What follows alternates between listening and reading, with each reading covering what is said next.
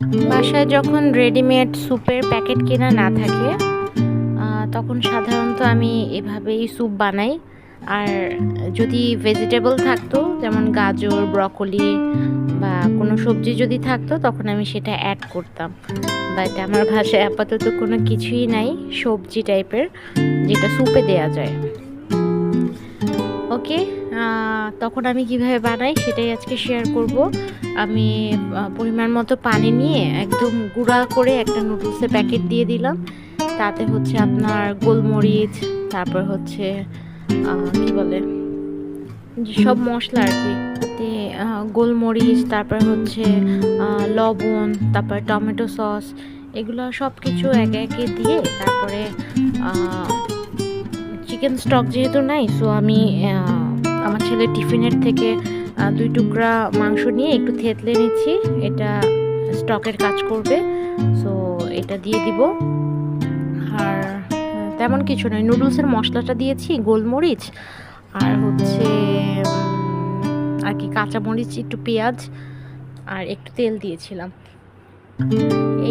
এগুলো সব কিছু দিয়ে যে আমি বসিয়ে দিলাম।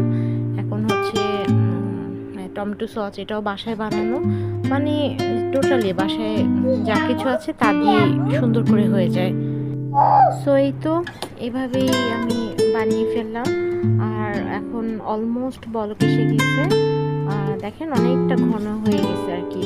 সো এখন আমি ধনিয়া পাতা দিয়ে দিলাম। ধনিয়া পাতা দেওয়ার পর এখন স্যুপটা আর একটু থিক করার জন্য আমি একটু পানিতে 2 টেবিল চামচ কর্নফ্লাওয়ার গুলিয়ে নিচ্ছি। এতে হচ্ছে স্যুপটা একটু থিক হবে, খেতে ভালো লাগে। আর এটা দেওয়ার পরে দেন ওই যে আমি ডিম ফেটিয়ে ডিম দিয়ে দেন নামিয়ে ফেলবো। আর স্যুপটা খেতে মাশাল্লাহ ভালোই লেগেছিল। তো এটাই।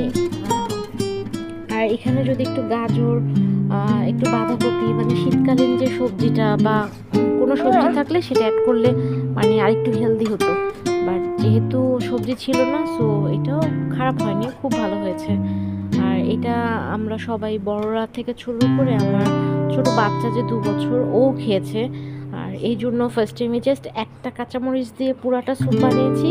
এখন আমি বড়দেরকে হচ্ছে অল্প অল্প করে উপরে কাঁচামরিচ দিয়ে দেন সার্ভ করব। তাহলে হয় কি, মানে বেশি কাঁচামরিচ বা 2টা কাঁচামরিচ দিলে বেবি তখন খেতে পারতো না, কারণ গোলমরিচেরও কিন্তু একটা ঝাঁজ আছে।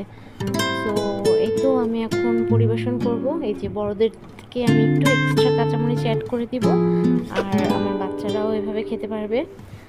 ভিডিওটা ভালো লাগলে অবশ্যই শেয়ার করবেন অথবা কমেন্ট করবেন, আর ভালো না লাগলে স্কিপ করবেন, কোনো সমস্যা নেই।